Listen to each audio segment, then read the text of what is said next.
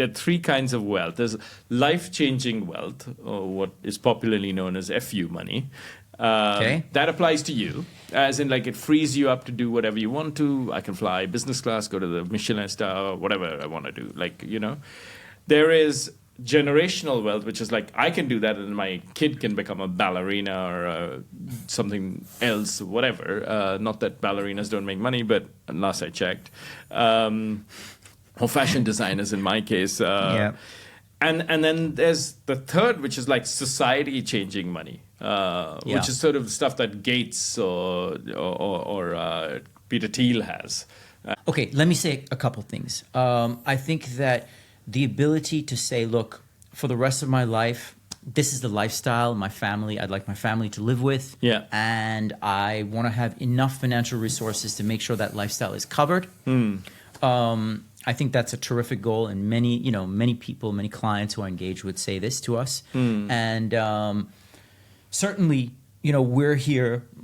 I enjoy working in this industry because I can say to clients, look, this is what you have to do to achieve that goal. This is what you have to do to maybe save enough and protect enough for your kids to be able to have that flexibility. Now, that amount will differ greatly if you're in Singapore or Sierra Leone. And whether you are paying U.S. taxes on capital gains or not, so for each woman or man, that amount is going to be at different level, and at different stages in their life will have different needs. But I think the important thing is to go in with your eyes wide open and to be able to say, this is what I want to achieve. This is how much money I'd like to have given my lifestyle needs or given my legacy plans, and therefore I have to do X, Y, and Z to try to hit that goal. See, this sounds like a very sensible answer. I got $10, $100, and $1 billion with the three thresholds. Got it. But that's a hard and fast rule, and I'm presuming this is not the market segmentation strategy at Avasa. I think that'd be a good bet. Tim, if we look at money from the other angle of it, like sort of, it is in the world, the Gini coefficient seems to be expanding. It's becoming harder to make ends meet.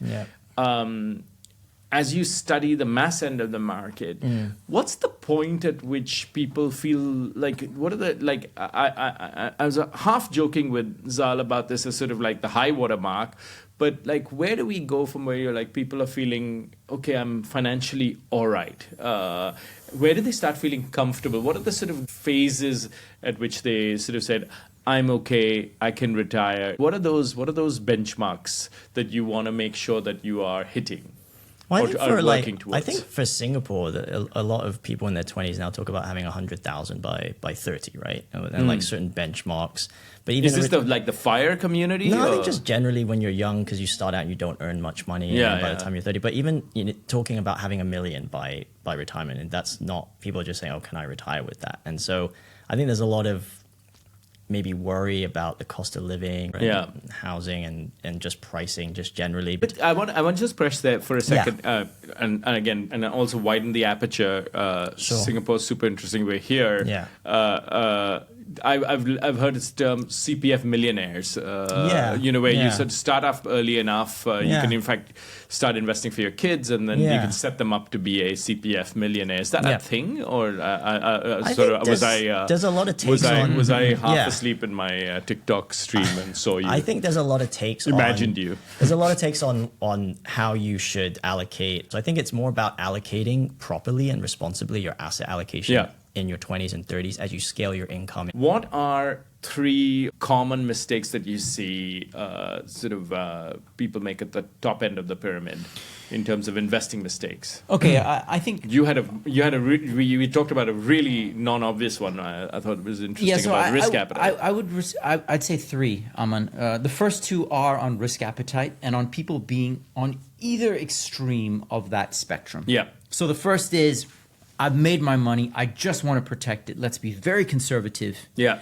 And sometimes my returns may not even keep up with inflation.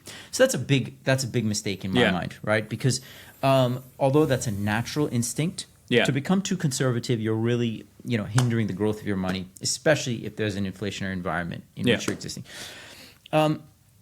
And some people have that outlook. Others say, look, I want to take a lot of risk. I've made a lot of money. Let's take risk. Let's buy SpaceX. Let's put a lot of money into this venture that my friend is doing in Papua New Guinea, etc. So I think going too far out on either side can be a mistake. I think a measured approach where you understand your risk-adjusted return and your needs, etc., are very important. The third, I would say, is when you get up into that wealth spectrum, you do want to worry about how you're planning your taxes and your estate, because that can take a massive chunk out of your wealth. Yeah. I heard a really great quote from Morgan Housel a few weeks ago on a podcast. The one thing that's going to make sure that you build wealth is not having FOMO. Not having FOMO is the first one. Yeah. Because that is going to destroy a lot of capital throughout your life if you have it. Yeah. Second is this need to do something when markets are down or when people are shouting, when you're seeing headlines. I've learned through 20 odd years of investing, doing nothing typically leads to a lot better results. Staying put, staying invested, not churning. People churn way too much, go through too much garbage, churn into the next product, recycle into whatever, and then again, show me the incentive, I'll show you the outcome. Why do they churn? I want to say this. You both said the same thing with one thing different. You both talked about fear and greed, FOMO, and because greed. Everyone's the same. They're human. But the thing that you're saying is get advice. It doesn't matter whether they're worth. It doesn't matter whether they're worth 100 million or 100,000. People have the same emotions. No, but it's this very is emotionally driven. I'm just like actually that you're 100% right on that. But I think that's the difference. What I'm saying is that you like actually what you're again. I'm going to put words in your mouth, and you can disagree with me. You're saying like actually it's very unlikely you're going to get good advice at your level. So no, not at that. Not at that level. No, I never said that. So where do you get good advice? You go out and learn it. Because anyone can do it well. There's this perception, because the finance industry puts it out there, that you can only invest well if you have some inside knowledge or you have someone with access. And that's the biggest lie out there. It's a lie. It's not true, because you can do well. But again, selling ETFs, I'm going to keep saying it, it's not profitable. And it's just not. It's just a fact. It's the data.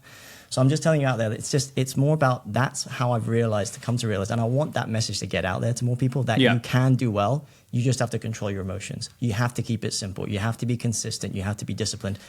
Do all those things. You'll beat 99% of people out there.